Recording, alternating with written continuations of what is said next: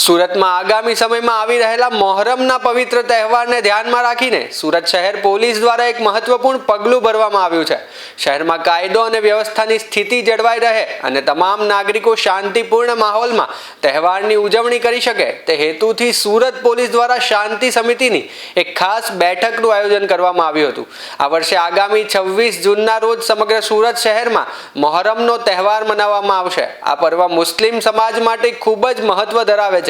અને શહેરમાં પરંપરાગત રીતે તાજિયાના સરઘસ સહિતના વિવિધ ધાર્મિક કાર્યક્રમો યોજાતા હોય છે। આ ધાર્મિક પર્વ દરમિયાન આખા શહેરમાં કોમી એકતા અને ભાઈચારો જળવાઈ રહે તે માટે પોલીસ તંત્ર અત્યારથી જ એક્શન મોડમાં આવી ગયું છે। તહેવારોની શાંતિપૂર્ણ ઉજવણીના ભાગરૂપે આયોજિત આ બેઠકમાં ખુદ સુરતના પોલીસ કમિશનર સહિતના તમામ ઉચ્ચ પોલીસ અધિકારીઓ ખાસ ઉપસ્થિત રહ્યા હતા। તારીખ 26 જૂનના રોજ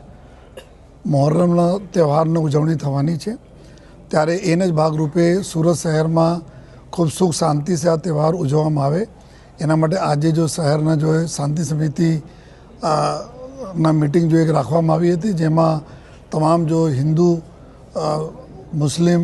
અને તમામ બીજા વર્ગના જો તમામ સમાજના લોકો અહીંયા હાજર હતા। અમારા તમામ અધિકારીઓ હાજર રહીને એકબીજા સાથે સારા કોઓર્ડિનેટ કરીને જોઈએ કોઈ તકલીફ નહીં પડે અને ખૂબ સૌહાર્દપૂર્ણ વાતાવરણમાં આ તહેવાર પૂર્ણ થાય જોઈએ એની સમગ્ર જો ચર્ચાઓ કરવામાં આવી જોઈએ અને પોલીસ તરફથી બી ખાતરી આપવામાં આવી છે કે પોલીસ 100% સહયોગ કરશે, આયોજકોને કરશે જોઈએ, તહેવાર સારી રીતે ઉજવવામાં કરશે અને આયોજકો તરફથી આગેવાનો તરફથી બી ખૂબ આપણને ખાતરી મળી છે કે કોઈ પણ કચાશ આ લોકો બી નહીં રાખશે પોલીસને મદદ કરવામાં, જેથી કે આપણા શહેરમાં જો સુરત શહેર સૌથી ઝડપથી વિકસતું શહેર છે એના મુખ્ય કારણ છે કે અહીંયાના ખૂબ સરસ કાયદાના વ્યવસ્થા તો આ જાળવવામાં પબ્લિક અને પોલીસ બંને મળીને જો આ કામ કરી રહી છે, કરશે પણ જોઈએ, જેથી આપણે સુરત શહેરમાં આવનાર 3-4 મહિનાઓમાં જો ઘણા બધા જો તહેવારો આવે છે ખૂબ સારી રીતે શાંતિપૂર્ણ રીતે પૂર્ણ થાય।